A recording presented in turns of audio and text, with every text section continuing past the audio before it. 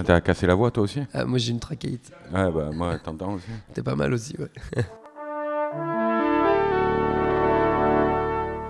Bonjour. C'est moi Orson Welles. J'aime pas trop les voleurs et les fils de pute. Salut, c'est Nos Ciné, votre rendez-vous avec le cinéma version Extra Ball. Vous le savez, on fait ça de temps en temps, une mini-session 100% centrée sur un seul film, un récent ou un ancien, comme celui qui nous intéresse aujourd'hui, ancien mais il n'a pas pris une ride puisqu'il s'agit des Blues Brothers, l'original, le seul, l'unique, le film de 1980 qui ressort dans une version restaurée mi-novembre au cinéma, 35 ans après sa sortie, l'occasion de remplir nos valises de blues, quelques minutes en compagnie de mon camarade Arnaud Bordas. Salut Arnaud. Salut Thomas. Allez, Nos Ciné Extra Ball, 3ème du Mans, c'est parti. Monde de merde. Pourquoi il a dit ça? C'est ce que je veux savoir. Pour ceux qui, les malheureux, n'auraient jamais vu les Blues Brothers, ou pire, n'auraient vu que le douloureux séquel Blues Brothers 2000, petit rappel historique, les Blues Brothers c'est un groupe porté par un duo de comédiens-chanteurs, Dan Aykroyd alias Elwood et le regretté John Belushi alias Jake, deux faux frères nés à la télévision Saturday Night Live dans les années 70 avant que John Landis ne les porte à l'écran en 1980 avec une BO à tomber par terre. Come on, oh baby, don't you wanna go? Come on, oh baby, don't you wanna go?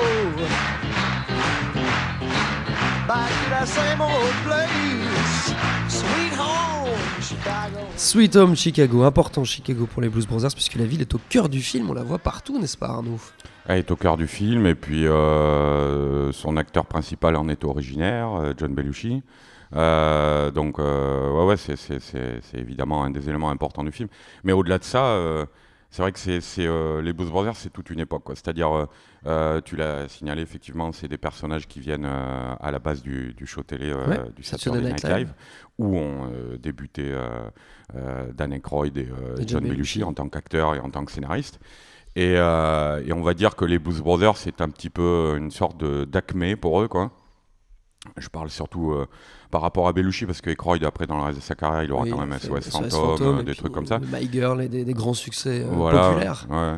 Mais bon, déjà, après, avec My Girl, par la suite, pour Aykroyd, on s'éloigne un petit peu de l'imagerie un peu rock'n'roll complètement même. Des Blues Brothers et puis du Saturday Night Live.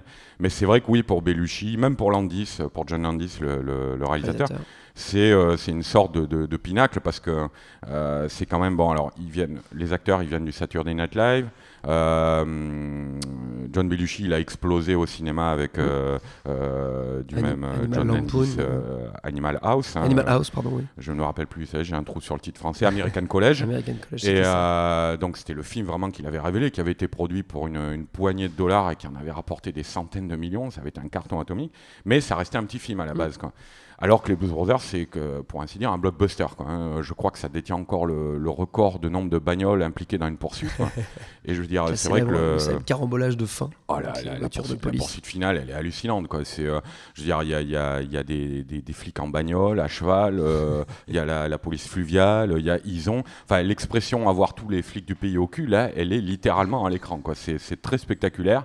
Et on voit comme ça des centaines de flics dans les rues de la ville. Il y a des poursuites en bagnole, effectivement, et des carambolages assez impressionnants. Et puis il y a le casting totalement ahurissant du côté des musiciens, en tout cas, parce qu'entre Ray Charles, John Lee Hooker, qu'on aperçoit dans un coin de rue, qui joue. Parfois, ils n'ont même pas une ligne de dialogue. Aretha Franklin, qui joue la femme d'un des musiciens. James Brown, effectivement.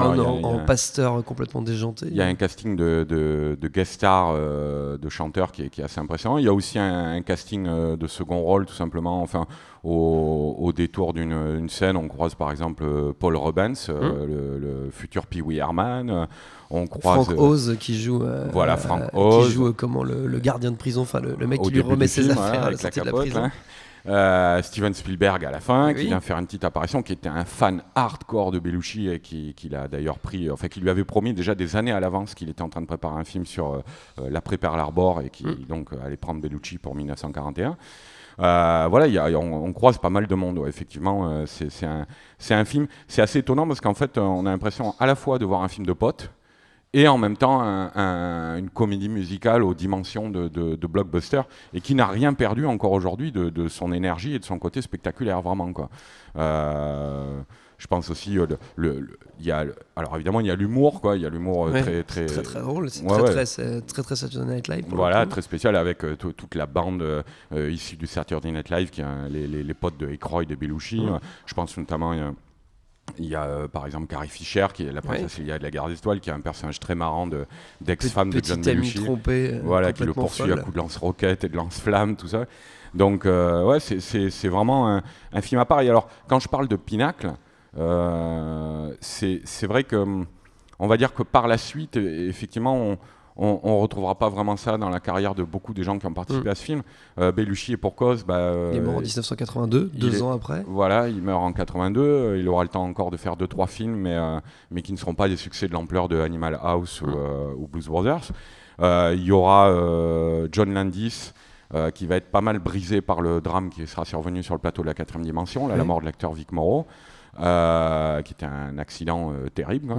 Bon, il aura quand même le temps de faire Un fauteuil pour deux, le thriller de Michael Jackson, mais on va dire que globalement, ces gens-là, ils auront été entre le milieu des années 70 et le milieu des années 80, et que c'est leur grande période, et après ça va se tasser. Casser un peu Ceux qui seront encore là, comme Daniel Crouch, je disais, vont se ranger un petit peu, faire des comédies familiales, des trucs comme ça, mais en gros, l'esprit Saturday Night Live, c'est à peu près cette décennie-là, et c'est peu dire que ça a été une décennie qui a énormément compté dans l'histoire de l'humour américain, quoi. John Belushi a une autre actu qui nous intéresse, Arnaud, c'est un bouquin qui vient d'être traduit en français de Bob Woodward, un des célèbres journalistes du duo qui a un des plus grands fait exploser journalistes américains. le scandale du Watergate, mais qui s'est aussi intéressé à John Belushi. Le bouquin il s'appelle La folle et tragique vie d'un Blues Brothers. C'est sorti chez Capricci et c'est vachement bien. Voilà, alors si vous avez un bouquin de cinéma à lire cette année, c'est celui-là, mais sans aucune hésitation.